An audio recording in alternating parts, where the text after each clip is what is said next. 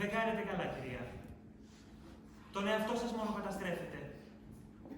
Να, η μαγείρισα και η καμαριέρα πήγαν όξο. Πάνε, λέει, να μαζέψουνε φράουλες. Όλα τα ζωντανά χαίρονται για τη ζωή τους. Ακόμα και η γάτα ξέρει να χαρεί για να ξεφαντώσει. Κυνηγάει πουλάκια στην αυλή. Ενώ εσείς κάθεστε όλη μέρα κλεισμένοι στο σπίτι σαν να είστε σε μοναστήρι. Καμία χαρά. Ναι, μα την αλήθεια. Κι αν το λογαριάσουμε, κοντεύει σχεδόν ένας χρόνος που δεν βγήκατε καθόλου από το σπίτι. Και δεν θα πω λοιπά. Γιατί να πω. Δεν υπάρχει ζωή πια για μένα. Εκείνος είναι θαμμένος μέσα στον τάφο και εγώ σε αυτούς τους 4 τοίχους. Και οι 2 μικροί είμαστε. Δεν το καταλαβαίνεις. Πάλι τα ίδια. Είναι φρικτό κανείς να σας ακούει να μιλάτε έτσι. Ο Νικολάη Μιχαήλοβιτς ναι, πάει. Και ο Θεός θα αναπαύσει την ψυχή του. Ήτανε θέλημα Θεού. Και εσείς τον κλάψατε, τον πενθήσατε. Καιρός πια να σταματήσετε. Φτάνει τόσο. Και εμένα κάποτε πέθανε η δικιά μου. Στεναχωρήθηκα. Έκλαψα για αυτήν έναν ολόκληρο μήνα. Και αυτό το ρόλο. Δεν θα κάτσω να μυρολογάω σε όλη μου τη ζωή σαν τον Λάζαρο.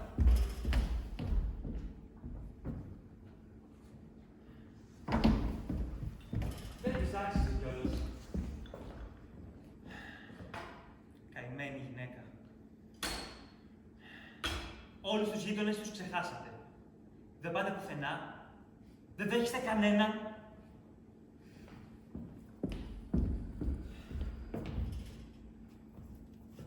Ζούμε σαν τσαράχνες εδώ μέσα. Συγγνώμη.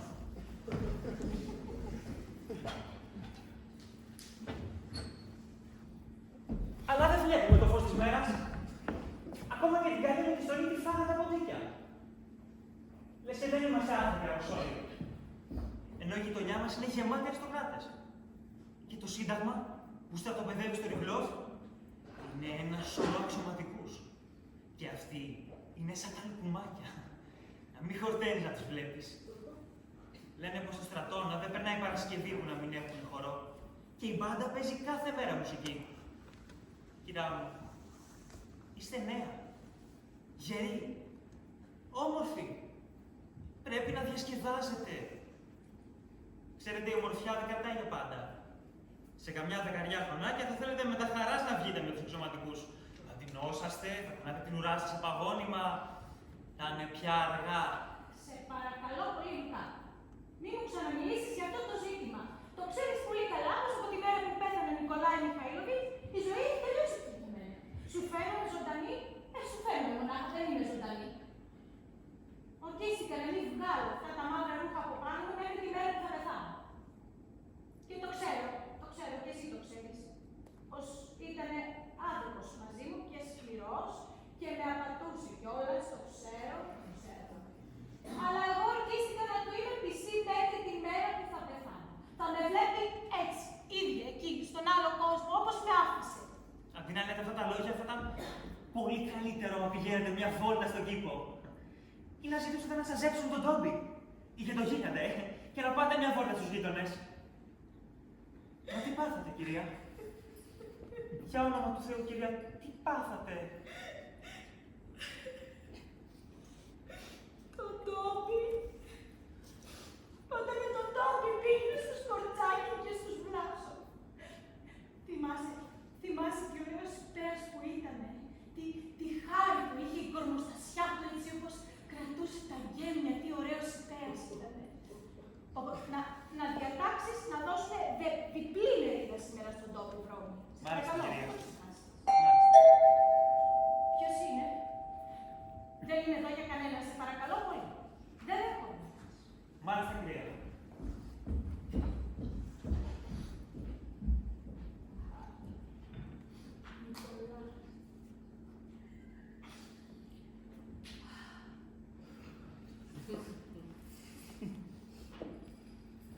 Νικολάς. Θα δεις, Νικολάς, πως ξέρω εγώ να αγαπώ και να συγχωρώ. Η καρδιά μου θα χτυπάει για σένα και η αγάπη μου θα σβήσει όταν θα σβήσει και η φτωχή μου καρδιά.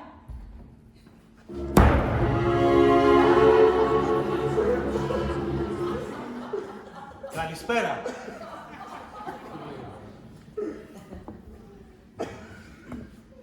Δεν πιστεύω να άργησα.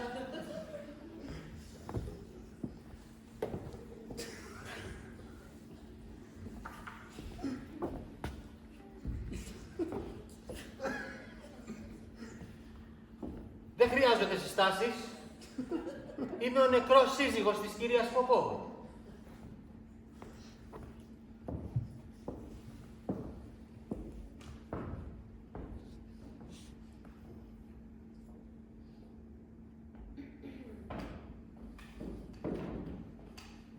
Η οποία κλαίει νυχθημερών. Για μένα.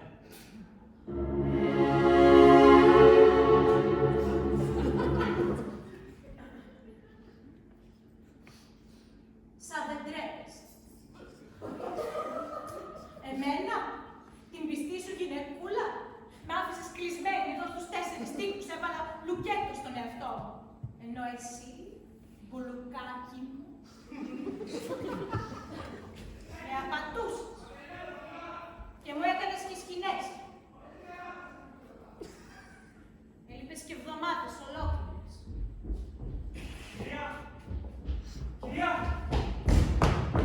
είναι ένας άνθρωπος, ας πούμε, και σας ζητάει. Θέλει να σας δει. Του είπες ότι δεν δέχομαι κανέναν από τη μέρα που πέθανε ο άντρας μου. Το είπα, κυρία, μα λέει πως είναι ανάγκη. Δεν δέχομαι κανέναν. Παρακαλώ πάρα πολύ να το ξεκαθαρίσεις. Τι το είπα, αλλά αυτός είναι άγριος άνθρωπος. Με έβρισε και πήγε μέσα με το ζόρι. Τέλος πάντων, καλά, πες του να περάσει. Τι θέλουν τέλος πάντων από μένα αυτοί οι άτομοι. Γιατί δεν με αφήνουν στην ησυχία μου. Πρέπει να διορθώσω μονασία. Ηλίκη, πολυλογά, καηδούρι. Κυρία μου, έχω την τιμή να παρουσιαστώ. Απόστρατος υπολογαγός του πυροβολικού, γεωκτήμονας, Γκριγκόρης Στεπάνοβιτς Σμυρνόφ. Τι θα θέλατε? Είμαι αναγκασμένος να σας συνοχλήσω για μια πάρα πολύ σοβαρή υπόθεση. Λοιπόν, Ο Μακαρίτης ο σύζυγός σας. Ο Μακαρίτης ο σύζυγός σας, τον οποίο είχα την τιμή να γνωρίσω, μου έχει αφήσει απλήρωτες 2 συναλλαγματικές αξίας 1.200 ρουβλίων. Θα σας παρακαλούσα να με εξοφλήσετε οπωσδήποτε σήμερα. Πόσες? 200 ρούμπια είχαμε πει, βρε απατεώνα. Απατεώνα. Μην το πιστέψεις, αγάπη μου. 1.200 είπατε. Από ό,τι θυμάμαι είναι τόσο. Και γιατί σας χρωστούσε ο άντρας μου? Είχε αγοράσει από μένα βρώμη. Βρώμη. Λουμπά. Μην ξεχάσεις. Διπλή μερίδα σήμερα στο τόπιο, έτσι. Μάλιστα, κύριε. Καλώς. Λοιπόν, αφού ο άντρας μου σας χρωστούσε, ξυπακούεται ότι εγώ θα ξεπληρώσω το χρέος του άντρα μου. Ωστόσο, σήμερα, επειδή ο επιστάτης λείπει στην πόλη για δουλειές, δεν έχω χρήματα. Επομένως, δεν μπορώ να εκπληρώσω την επιθυμία σας. Μεθαύριο όμως, που θα επιστρέψει ο επιστάτης, θα ξεπληρώσω κανονικά το χρέος. Επίσης, είναι και ένα άλλο ζήτημα. Σήμερα πέρασαν 7 μήνες από τον θάνατο του άντρα μου και η ψυχολογική μου κατάσταση δεν είναι τέτοια που με επιθυμώ να μιλώ για... Και η δική μου ψυχολογική κατάσταση, κυρία μου, είναι τέτοια που αν δεν με πληρώσετε σήμερα, μπορεί και να καταστραφώ. Μπορεί να μου κατασχέσετε το κτήμα. Θα πάρετε τα χρήματά σας, αγαπητέ, μεθαύριο. Όχι, όχι μεθαύριο. Σήμερα. Σήμερα.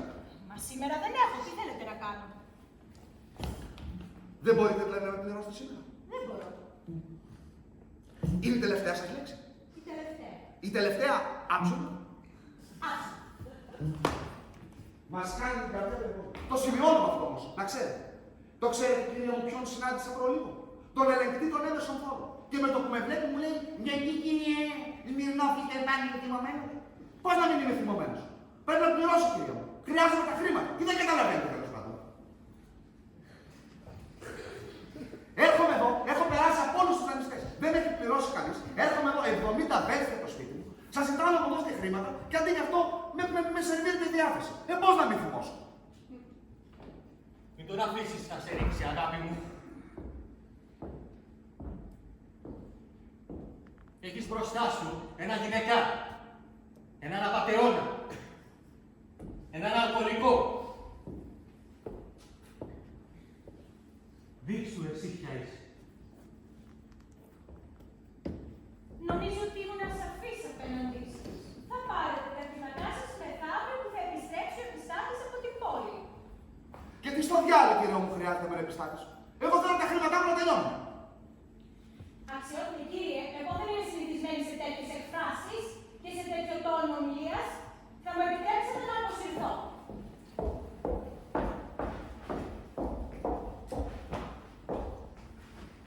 Πέστε με, σας παρακαλώ. Γυναικεία διάθεση. Είναι δυνατόν? Εγώ πρέπει να πληρώσω τα χρήματα. Σας ρωτάω, κυρία μου, πρέπει ή δεν πρέπει να τα πληρώσω. Χρωστάω ή δεν χρωστάω πρώτος. Μιλήστε. Γνήσια γυναικεία λογική. Φτερό στον άλλο. Δηλαδή, εγώ τι πρέπει να κάνω? Μου λέτε τι πρέπει να κάνω? Πρέπει να πληρώσω τα χρήματα. Τι δεν καταλαβαίνετε? Δεν είμαι καλά. Δεν είμαι καλά. Είναι κανείς εδώ? Βοήθεια!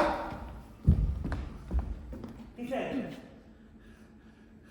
Έχετε βότκα? Ένα ποτηράκι νερό.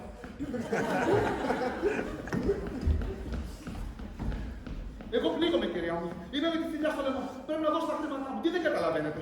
Τι λογική αυτή? Φτερώ στον άνεμο. Γι' αυτό εμένα ποτέ δεν μ' άρεσε να συζητάω με μια γυναίκα, ούτε και τώρα μ' αρέσει. Δηλαδή προτιμώ να κάθομαι σε ένα βαρέλι με μπαρούτι παρά να μιλάω με μια γυναίκα. Παλιοφίλικο. Δεν είμαι καλά. 120 ρούβλια. Πού είσαι, παιδί μου?